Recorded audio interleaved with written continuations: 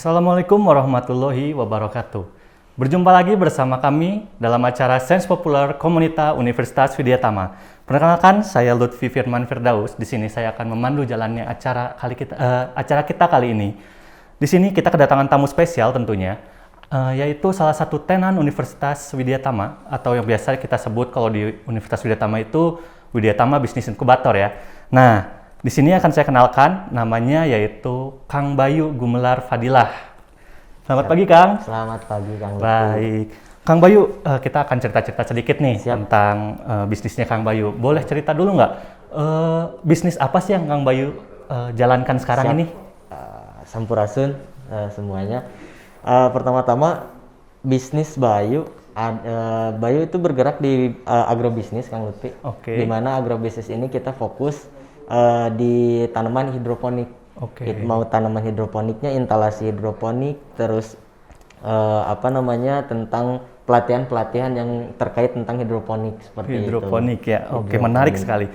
Kalau boleh tahu nih, Kang, dalam hidroponik itu tanaman apa aja sih, Kang, yang Kang ini yang tanam? Bisa ya? Yang bisa ditanam. Sebetulnya untuk saat ini yang biasa orang tanam gitu ya di dalam sistem hidroponik itu sayuran yang sayuran daun. Ada kangkung, ada sawi, pakcoy, selada, bayam dan segala macam. Tapi dengan berjalannya waktu tentang buah-buahan juga sudah bisa dengan sistem hidroponik ini. Salah satunya stroberi.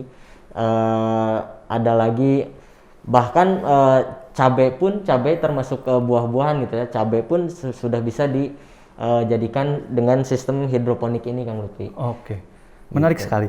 Terus Kang, saya boleh tahu nggak, kenapa bisa kepikiran pengen berbisnis di hidroponik ini nih, Kang? Siap. Gini. Jadi pertama-tama itu nama bisnis Bayu ini namanya Millennial Hydro Group, di mana di dalamnya tuh teman-teman milenial semua, di mana cita-cita kita Millennial Hydro Group ini mewujudkan pekarangan rumah yang asalnya tidak produktif menjadi produktif. Soalnya kenapa? Soalnya khususnya di Kota Bandung, lahan kosong itu semakin sempit, Kang Lutfi.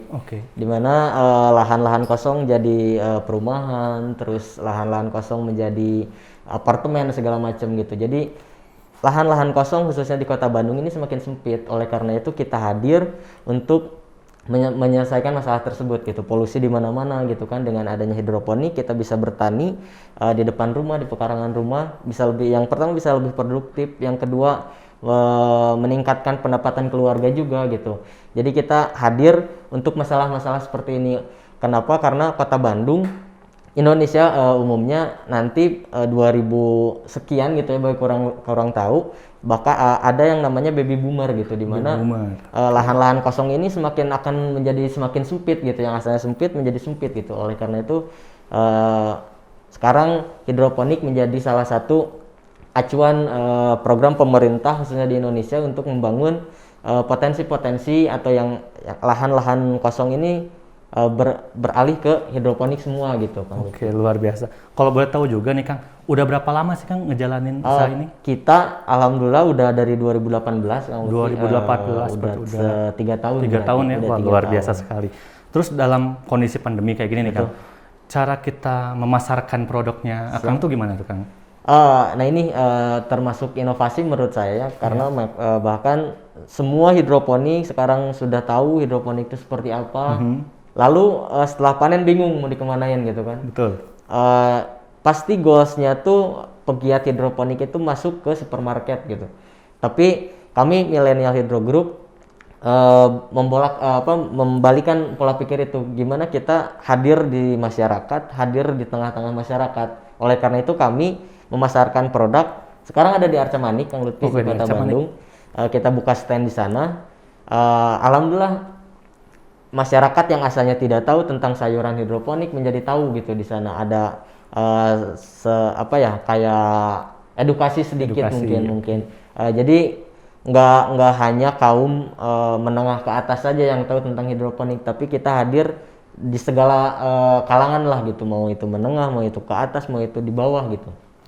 Itu sih, Kang Lutfi. Sungguh menarik sih ini.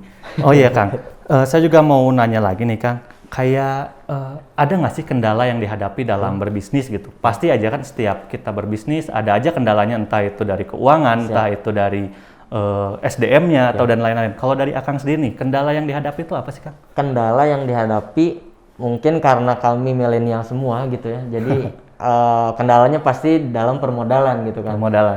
Utamanya dalam permodalan. Tapi kita mensiasati bahwa permodalan itu sekarang bisnis tidak lagi membutuhkan modal gitu sebetulnya. Kita zaman pandemik seperti ini menjadikan memberi pelajaran bahwa kolaborasi ini sangat penting. Gimana zaman kolaborasi seperti ini kita harus memanfaatkan link yang ada, memanfaatkan teman gitu kan dan sebagainya. Betul. Jadi kita mensiasati itu, kita menjadi tengkulak. Akhirnya kita menjadi tengkulak. Orang-orang yang pegiat hidroponik bingung menjualnya, kami hadir di sana untuk menjual produk mereka dan kami akan memasarkan lagi ke pasar yang ada gitu. Jadi sebetulnya kalau misalnya berbicara tentang modal, memang yang jadi masalah kendala itu modal, tapi kita gimana caranya bisa keluar dari masalah tersebut, seperti itu. Jadi yang kedua mungkin kendalanya karena memang sayuran hidroponik ini sedikit agak tinggi harganya dibanding sayuran konvensional. Jadi kita gimana caranya mengedukasi masyarakat gitu bahwasanya hidroponik ini lebih baik dibanding sayuran konvensional gitu. Itu sih kendala-kendala dari Millennial Hydro Group ini, Kang. Oke, luar biasa. Kalau untuk kendalanya itu jadi seperti keuangan ya, Kang ya. Terus gimana sih kan cara Akang untuk menyelesaikan tuh kendala tersebut? Kendala di keuangan, alhamdulillah Bayu sendiri tergabung di WIBI gitu ya. Terima kasih kepada Widyatama Business Incubator gitu yang secara terus-menerus memotivasi khususnya saya gitu ya secara pribadi, gimana WIBI ini sangat berperan gitu masalah keuangan, bantuan permodalan, terus perizinan segala macam gitu. Bahkan setiap minggunya WIBI melaksanakan pelatihan yang ada di Zoom gitu kan ya. Jadi sangat membantu sekali gitu kan tentang permodalan, banyak sekali akses tentang permodalan itu. Dimana tapi Millennial Hydro Group ini masih terpaku kepada yang tadi kolaborasi antar link itu, belum berani untuk maju ke perbankan dan segala macam gitu. Itu sih karena beresiko juga ya kalau ke perbankan ya. Oke, Kang. Terus mau nanya lagi nih, Kang, kayak misalkan cara penjualannya Kang tuh selain membuka stand ada cara lain nggak, Kang? Ada Kang. Kita ada di Shopee. Kebetulan di marketplace kita sudah ada, di mana di marketplace ini tidak hanya sayuran aja, Kang, tapi ada paket instalasi, terus bibit dan segala macam tentang berhubungan tentang hidroponik ada di sana. Gitu. Jadi bukan hanya saja kita ada stand gitu ya, memasarkan di pinggir jalan gitu kan, tapi kita juga ada di marketplace gitu, karena memang pada saat ini zamannya digitalisasi gitu kan, digitalisasi UMKM gitu sih kan. Kalau keuntungan dari produk sejenis gitu kan, kayak misalkan sayur-sayur yang ada di pasaran sama hidroponik sendiri, apa sih kan keuntungan yang lebih lebih ditonjolkan gitu dari di produk kami Millennial Hydro Group ini? Perbedaan antara sayuran hidroponik sama konvensional gitu kan. Yang pertama tentang kehigienisannya, di mana sayuran hidroponik ini sangat dititik beratkan dari kehigienisannya gitu. Dimana kenapa sih harga hidroponik lebih mahal gitu kan dibanding dengan harga sayuran konvensional? Yang pertama mungkin dari higienis itu bisa dilihat bahwa sayuran hidroponik dengan sayuran konvensional kasat mata juga sudah bisa beda gitu, dilihat gitu. Dari segi besarnya gitu kan, dari rasa, mungkin rasa setelah dicoba gitu, tapi secara penglihatan mungkin sudah beda gitu antara packaging sayuran konvensional dengan packaging sayuran hidroponik juga sudah beda lah gitu. Oke, menarik sekali. Jadi ada di kelebihannya lebih ke besar, ukuran, higienis, dan mungkin dari anti pestisida. Nah, itu yang lebih penting, anti pestisida. Baik, sobat. Kita nih masih ada beberapa pertanyaan lagi. Kayak misalkan nih, Kang, peran WIBI bagi Akang tuh apa sih, Kang? Peran WIBI yang tadi saya sudah sampaikan gitu, di mana sangat penting sekali gitu ya di kalangan mahasiswa, di pegiat UMKM di kalangan mahasiswa. Peran WIBI ini sangat penting, di mana saya juga tergabung di HIPMI PT Widya Tama gitu kan. Jadi sangat selaras dengan WIBI gitu di Widya Tama gitu. Dengan salah satu programnya yang saya acungkan jempol gitu kan, program WIBI tentang di mana mau menginkubasi gitu kan, menginkubasi tenan-tenannya yang asalnya dari setengah jalan gitu ya menjadi lebih matang gitu, menjadi lebih besar dan nantinya akan diperbantukan dengan permodalan, akses pasar dan segala macam gitu. Ini yang bisa Bayu acungkan jempol lah untuk program WIBI ke depannya. Mungkin Bayu juga akan terus bersinergi mungkin dengan WIBI Universitas Widya Tama gitu kan, di mana sangat membantu sekali ada istilahnya pelatihan segala macam. Luar biasa. Baik Sobat WIBI, mungkin berbincang-bincang kali ini sangat menarik ya tentang hidroponik. Kemudian Kang, kalau boleh tahu juga kayak misal bawa contoh ini enggak Kang? Ada, ini saya kebetulan ada contoh. Ini pakcoy Kang. Oke, pakcoy ya. Ini pakcoy hidroponik, di mana packagingnya juga sedikit beda dibanding yang di supermarket gitu kan.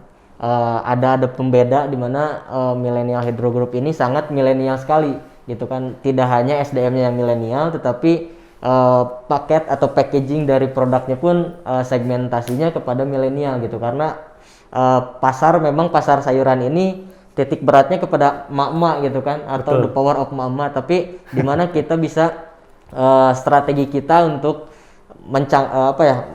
kalangan milenial pun melirik ke produk kita, salah satunya dengan packaging yang memang milenial banget gitu kan. Milenial dan juga tentunya kehigienisan. Kehigienisan. Baik sahabat inovator, mungkin sekian bincang-bincang kita kali ini.